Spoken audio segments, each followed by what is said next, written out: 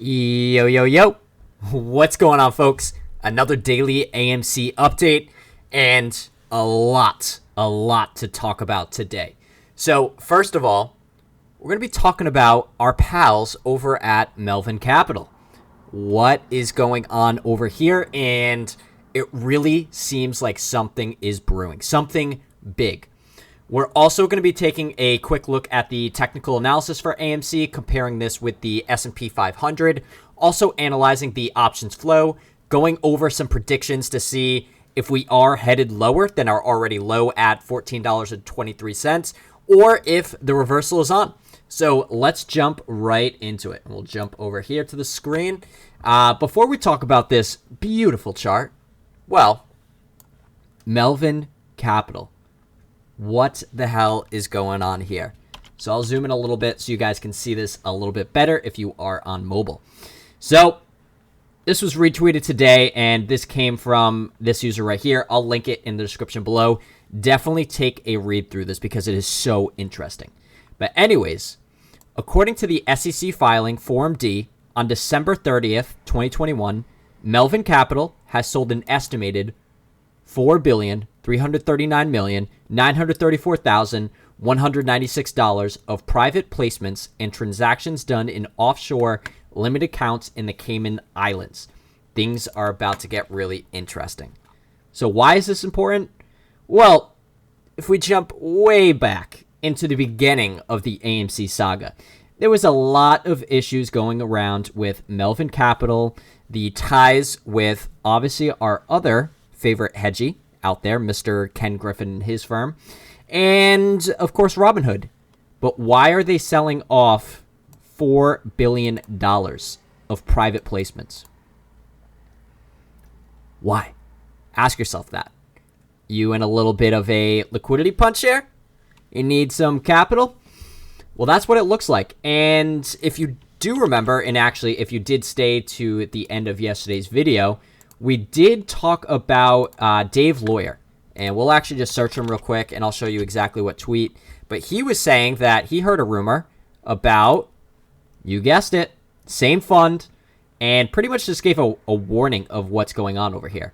Hopefully I can find this tweet soon, but if not, you're going to have to trust me, bro, on this. Oh, right here.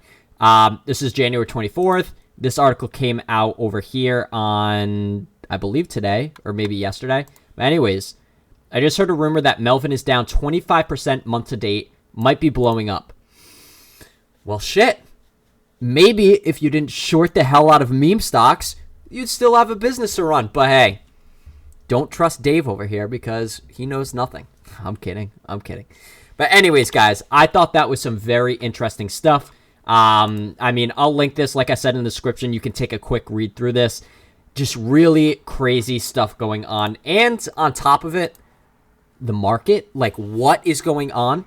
Obviously, the S&P 500 has dropped severely over the past couple of days. And actually, let's be real here, just about the past couple of weeks. We've seen the worst start for a year ever. So, let's see what happens in 2022. But hey, I'll say this. It's going to be the year of the freaking apes, where we change it all, baby. We change it all. But anyways, guys, AMC... low volume today. We traded just about 42 million shares.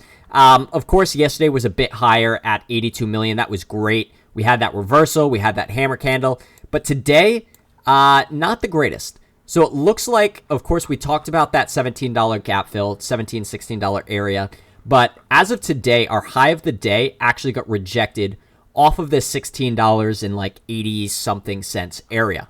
And then we trade lower throughout the rest of the day. But still, all in all, AMC was very flat today. We'll take a look at this. I mean, typically, AMC likes to move a little bit. You know, they'll move up, they'll move down. But today, for the most part, you traded right around $16 the majority of the trading day. Obviously, you go up and down, but hey, boring freaking day to watch. I'll be honest with you guys. So, what happens? Well, I'm still not entirely impressed with the overall volume of AMC. Still being low and seeing a lower volume day to day was certainly not the most bullish thing that we could have seen.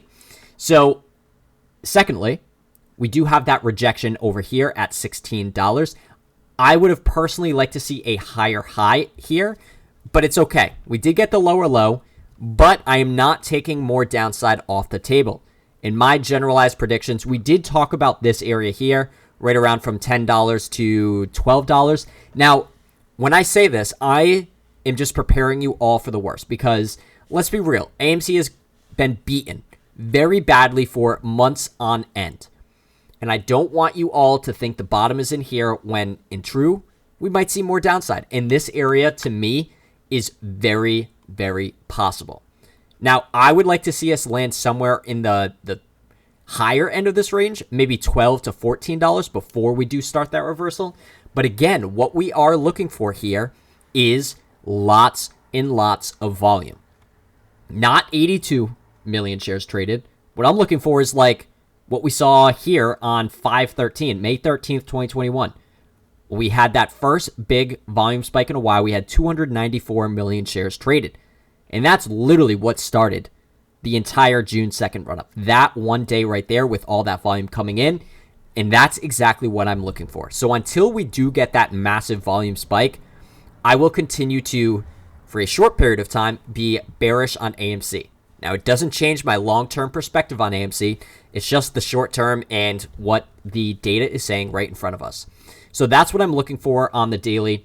And of course, guys, what we have been doing on the channel is we've been comparing AMC to the S&P 500. And some very interesting things going on with the S&P because obviously it's fallen off a cliff. I mean, this is a very steep decline. And like I said at the beginning of the video, this is the worst start to a year, talking about the market-wise here and the percentages and all that fun stuff that we've ever seen. So what we have on the one-day chart is just ugly. So we'll jump over to the 1 hour, see if we can make sense of all of this stuff. And right after we do this, we're going to jump into the options flow because actually some really interesting things going on behind the scenes here. Now, what we have is starting to consolidate. So a lot of people are calling this 420.76. Come on. We couldn't really go to 420.69. Like, that would have been the greatest meme of the world right there. But hey, close enough. We'll take it. Hopefully someone can send me a screenshot of 420.69. Hopefully we hit that. Who knows? But anyways, back to all serious, no jokes aside, or all jokes aside, rather. It looks like we are starting to consolidate in this area. Now, good things and bad things about this. Well, A, we are getting some topside resistance here at that 440 area, which also was support on 121. Came down, broke 420, but we haven't been able to successfully move past that 440 area.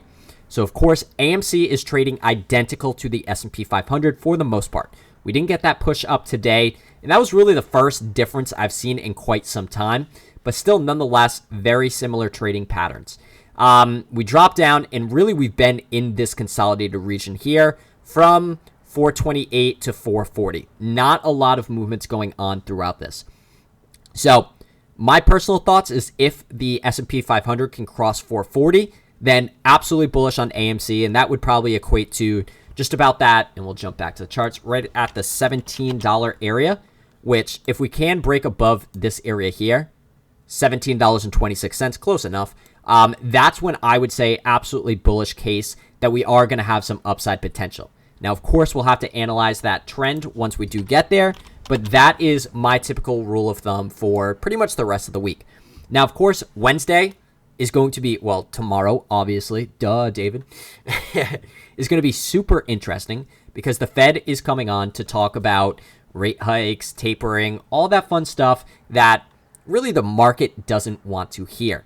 Now, of course, the last time the Fed came and talked about rate hikes was back in this general vicinity. I can't put a specific date on it. Actually, I can't because it was in December still.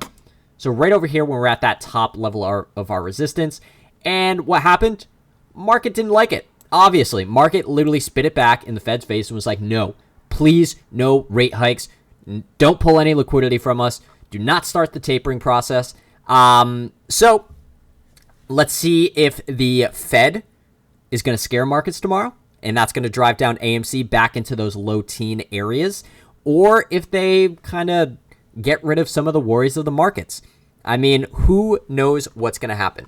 But enough of that. Let's jump into the options flow using unusual whales. First of all, let's start with AMC. And hate to tell you guys, but you can see by the nice user interface here, pretty bearish. So still, moral of the story, like we've been talking about for feels like weeks on end, but it could be months at this point. A lot of puts being purchased today, specifically for these 617 expirations, and then also some of these 128s, which of course is Friday, and then the 218s. We've been seeing a lot of activity, and this is just market wide for these 218 2022s, and we can even jump over the S&P 500 and see the exact same thing. But not a lot to talk about for AMC's flow. There we go. I hate having so many tabs open. I don't know about you guys. But anyways, biggest options trades today, all pretty bearish. But here's the thing. Premiums, not that crazy. Typically what we were seeing for premiums, the largest premiums traded, were a lot more either bearish or bullish. Now they're starting to cool down. So, of course, this is really not enough to make a generalized conclusion to say, yeah, sure, we may be pushing to the upside, or, they're getting out of their puts. But no. We need more data on how the options flow is going to look. And what I'm looking for is A, that volume spike, but B, a giant 180 in the entire options chain. And that, to me, is going to come when we are down in those lower teen areas, or even like $10, $11, somewhere in that range. So, of course, not a lot to talk about here. And for 128, just to show you guys here, they are targeting this $10 strike here, of course, on the put side. And you did have a pretty big jump in open interest over here, 141.61%. Alternatively speaking, 128, $24 calls. I'm going to be honest with you guys. This right here is certainly going to be the battle. If the SPY can recover and the Fed can kind of ease nerves of the overall market, this looks very promising. But if the Fed and the overall markets have a bad reaction to what the Fed has to say, SPY dips, we're going to $10. So that's why where we're getting our data from. We're not just saying, oh, $10 looks like a pretty number. No. Alternatively speaking here, S&P 500. Well, a lot of mixed data coming in with this, and that's really due to the market volatility. Of course, market's been swinging like crazy. So if you are playing the market, be safe, keep the stops very close and tight. Now, obviously, today we did have some decent movement in the morning. Of course, from being down just about 2%, a little over 2% in pre-market, we did push back up, not close or not quite to green, but we still had a decent push in the middle of the day. And that's why you see all of this bullish flow. But come to the afternoon, what started happening? Well, a lot of these more short-dated contracts were coming in. 131, 128, 211s, and a lot of it on the put side. So that is why I am truly leaning towards we may see a rough end of the week. But of course, guys, it all depends on what the Fed wants to say and if they want to piss some more people off. Looking at the largest options trades for the S&P 500, still the same story that we have been talking about. What we've been seeing is a lot of puts being purchased, but also a lot of puts being sold. Now, of course, puts being sold is a very bullish thing. But there's a difference between selling because you're up a lot of freaking money and just looking for the next play, or selling because you think a reversal is on the way. And my thesis of what we've been talking about here on the channel is they're selling because they've made a shit ton of money. That's why you still see more of these puts being printed. So we'll see what happens. I would say all in all, that 450 area right here, where we did have that close to a double bottom here back in like early to mid-December, that is where the bulls are targeting. Bears are targeting just about that $400 area. So we'll see what happens. But nonetheless, I did want to just briefly bring up Microsoft as well. I know. Super, super random. The reason being, whoa, okay. That is kind of crazy, and I did not expect to see that. But anyways, Microsoft beat on earnings. Initially, right after earnings, their stock dropped almost 5%. But right now and after hours, you're seeing this go up 7%. Whoa. And this shit continues to just climb. This is literally the craziest market. And full transparency, guys, I've been trading in the markets for, holy shit, like 4 to 5 years now. I've never, ever seen a market this crazy, this volatile. I mean, goddamn. But nonetheless, guys, we'll see what happens tomorrow. Really excited to see the Fed talk. Hopefully they don't scare anyone out of their minds. We'll see how the market takes it. But nonetheless, guys, we'll be back tomorrow for a daily update. Until then, enjoy. Peace out.